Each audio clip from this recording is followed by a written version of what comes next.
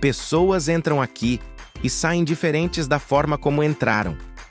Isso é real e acontece na Romênia. A floresta de Oia Baciu é conhecida por causar tontura, desorientação e falhas em equipamentos. Algumas pessoas relatam perda de noção do tempo. Árvores crescem de forma anormal, retorcidas, como se algo tivesse afetado o solo.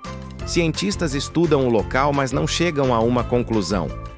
Quem entra sente que algo ali está errado. Siga o Fact Rush para o 8º episódio da série Lugares que Não Deveriam Existir.